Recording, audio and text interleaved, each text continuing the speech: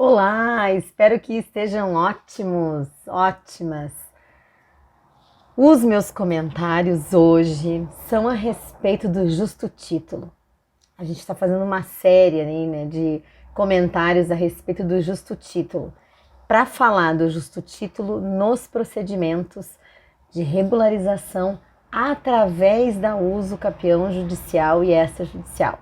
Tá, aí você vai se perguntar, bom, mas esse justo título que tanto falam, o que ele é realmente?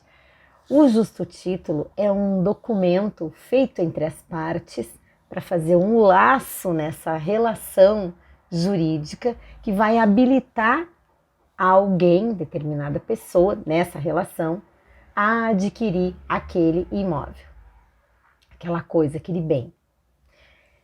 Dentro do procedimento de uso capião judicial ou extrajudicial, este documento, o justo título, ele tem um peso probatório muito importante e que a gente tem que levar em consideração de acordo com a modalidade que nós vamos tratar.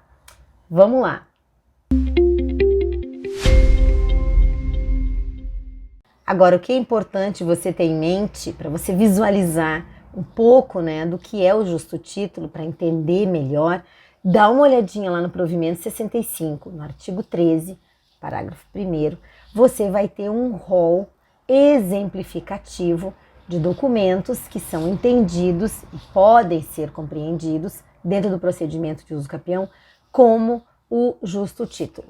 Procuração, uma escritura pública de cessão de direitos de posse, de cessão de direitos hereditários, um documento simples, um recibo qualquer, uma procuração, uma reserva de lote, um contrato de papelaria, um papel de pão onde as pessoas ajustaram aquela situação.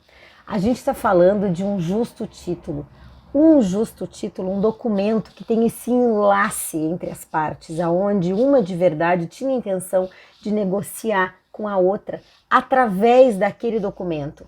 Ainda que a parte entenda que aquele documento não tem um peso para fazer essa transferência para ela junto ao registro de imóveis, porque talvez ela nem saiba que exista, ela tem uma convicção de que ela está comprando, adquirindo mesmo a plena propriedade. Bom, você deve estar pensando, ok, na uso capião eu preciso apresentar o justo título? Não, não é obrigatório, porque você está olhando para qual modalidade?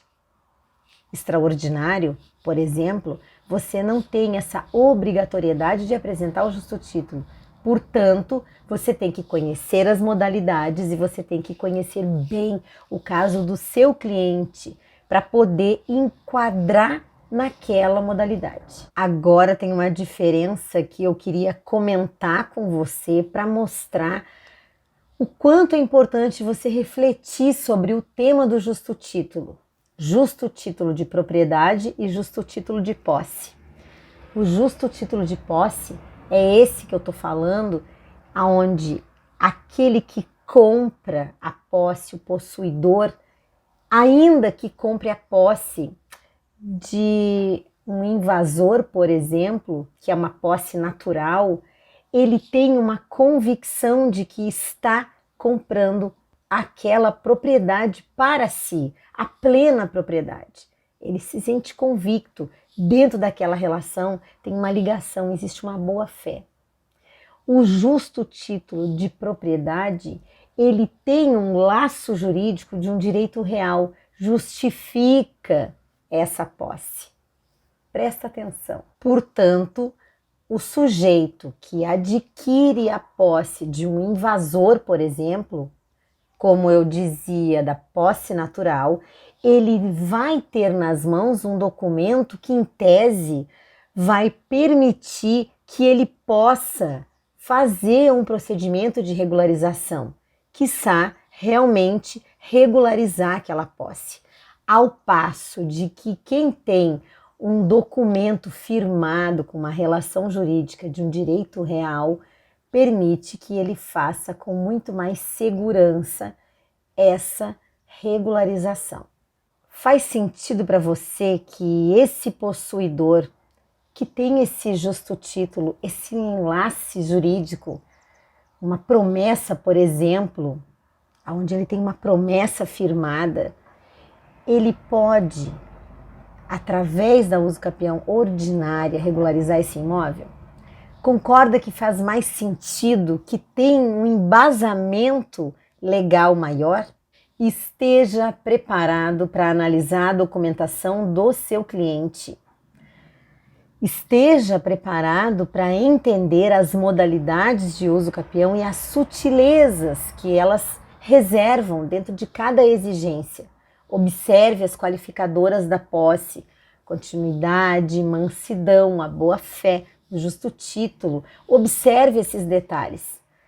Não tente reduzir isso a meras palavras, a meros argumentos tão repetidos que a gente tem visto por aí.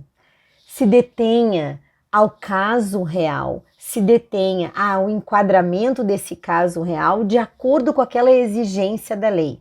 Busque detalhadamente mostrar a verdade naquele seu caso. Por quê? Porque é com esta verdade que o registrador vai entender e vai sentir a segurança jurídica que ele tanto precisa para fazer. Registrador ou juiz, não importa, mas você precisa ter essa percepção que muitas vezes passa desapercebido. Os mínimos detalhes podem travar a sua ação. Eu amo falar desse tema. Sempre que eu venho num vídeo, num post para conversar, para falar, eu me sinto assim super bem, porque eu amo muito mesmo falar sobre esse tema. É tão rico e exige muito, muito estudo de todos nós. Não deixa de compartilhar esse vídeo com aquela pessoa que você acha, né, que vai ganhar, vai entender, vai conhecer um pouquinho mais desse tema. Não deixa de deixar os seus comentários do que você achou. Manda as perguntas para mim se você tem, eu vou adorar responder. Obrigada pelas mensagens, obrigada pelas mensagens inbox lá no WhatsApp. Eu sempre respondo e eu sou muito feliz de poder ter esse grupo aí maravilhoso que sempre busca informação e a gente sempre pode contribuir de forma positiva. Um dia lindo, uma semana gostosa demais. Um beijo e até mais.